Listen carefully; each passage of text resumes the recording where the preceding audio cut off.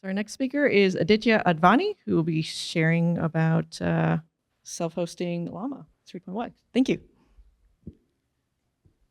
Hey everybody, really excited to share this knowledge with you. Ever since I learned that there was going to be an open weight 400 billion parameter model, I've just been, really powerfully attracted to the idea of like self-hosting it.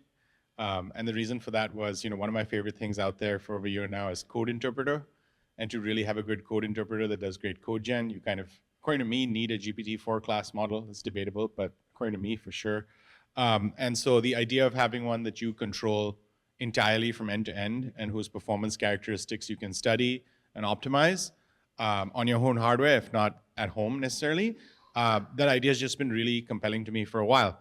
And so when Llama 3.1 405B dropped, the first thing I did the same evening, and this was in part thanks to the AGI House SF's emergency Llama 3.1 405B hackathon. I got there and I was like, okay, today I got to figure out how to run this model myself. And so that's what I did. And that's what I'm going to present to you here today. And just tell you, I've never hosted a model before. I have this Windows PC. I'd hosted with like Bento ML using Docker and Kubernetes before, yes. A couple of small models, Mistral and stuff. But I'd never really like taken the trouble to do everything end to end myself. And look into like the performance of different serving platforms like VLLM versus TensorRT, stuff like that. Not really thought about it much. And so this is the first model that I did all that. So, I'm quite experienced in DevOps, but not so experienced in local or remote model hosting.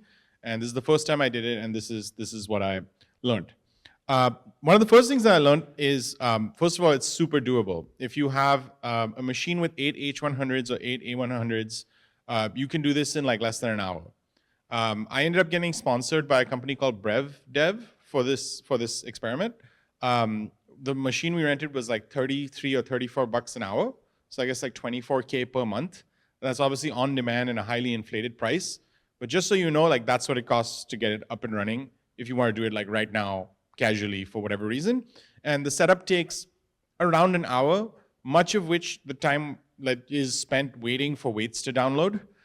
So if you find a way to optimize it by like already having the weights up in some kind of volume you can easily mount, you'd save 20 minutes there. And the BrevDev machines don't come with like NVIDIA drivers latest installed. So that also takes like 15, 20 minutes. You have to install them, reboot, install CUDA, reboot, and only then is your machine really ready to download weights from Hugging Face. Once you do all that though, and I'm going to publish this article, which hopefully will be shared out with everybody. But within the article, I actually have like a contributing file. So if you ever do want to do this yourself, and you're running Ubuntu 20.04 or 22, you just follow this walkthrough. I've done this now 3 times. It's pretty great, and reach out to me if you have any issues. Then you can just like get it up and running. So the full Llama 3.1 model uses weights which are encoded in like the BF16 format, which has like greater precision, I think, if I recall correctly. On a single 8 GPU machine, H100, you can't run the whole model unquantized. And so you have to run a quantized version of it. The 2 choices are Meta released an FP8 version themselves, and Neural Magic released an FP8 version as well. And basically from my testing, and from things that I've read on the internet and stuff, and looked into quite closely, but haven't finished evaluating all the way myself, the performance of Neural Magic's quantized model is really close to that of the unquantized model. So if you're going to do it this way, my recommendation is to use the Neural Magic weights because you're going to get performance that's really close to FP16. The way the BF16 works is you can actually network 2 of these machines over InfiniBand and have 2 8 by H100 or 8 by A100. By the way, if you choose the A100 instead of the H100, you just have to reduce the context length. The max context length drops to about, I think if I remember correctly, about 89,000 tokens instead of the full like 128,000 tokens. So it's not like a huge trade-off. And yeah, if you want to run the unquantized model, you have to have 2 machines like that or 116 by H100, which are really quite hard to find. But 2 8 by H100s are not that hard to find. InfiniBand, you can just link them and host it the same way.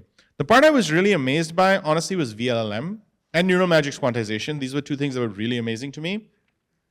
Hosting a model with VLM is literally as simple as this. You download the weights, and then you just type VLM serve, add a few parameters. In my case, it's like, we have 8 GPUs, so we tell it that, host, localhost, port 8000, and that's it. It just starts serving the model.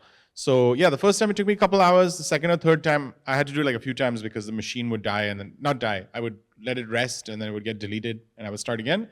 By the third time, it takes like about an hour max to get it back up and running.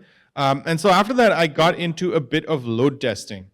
And then I'd never really looked into model load testing too much before. Around the same time I did this, Samba Nova came out with an announcement that they could host Llama 3.1 405 BF16, that's a typo, at 114 tokens per second. But I was like, what does that mean, tokens per second? Like, doesn't the model respond differently depending on the number of input and output tokens? So what is token? And is there a metric for the people are using with a diverse amount of prompts and averaging them out or something? So that's somewhat, the answer is no, it's mostly just marketing out there. And so I just went ahead and created a bunch of prompts myself. You can guess from the names what they're like, or there's a little repository here with the actual prompts in them. Haystack needle, I look for a book, which is 100,000 tokens. I had to truncate the book. I look for a, weird sentence inside it. Rag recommendation, which is a list of products and pick the best 3 for my dog or whatever it is. A doc summarization task. So I ran out a variety of different tasks that are quite representative of how I tend to use LLMs. I didn't get around to code generation in this pass, but I'm going to get there next. And I did discover that, on average, it gives you around 15 or 16 tokens per second. And then I also discovered that as you add more users to your box, performance doesn't really start to decline until around 10 users. That's when it really starts to fall off. So, according to my study so far, if you have 8 H100s, you can serve 10 users on that box concurrently with a regular workload, like a chat assistant or some sort of code gen, or not summarization of long documents or some outlier workload, but just classifying things, reasoning about them, generating code, running the code, checking if it works. You could probably have 10 users hit the machine at the same time, which according to me is about 50 agents, or maybe I wrote 20 agents or 50 human users. So that's what you can get for 24K per month. And that's what I discovered while load testing. And I thought it was pretty interesting. And I hope I get the chance to do this again. And I have a bunch of them running soon. And I hope soon to test them against Fireworks and Samba Nova and the others to try to understand where on the performance continuum self-hosting falls. So yeah, except for the price, it was all really straightforward. And I highly, highly recommend you do it. Thank you so much. Thank you. Yeah.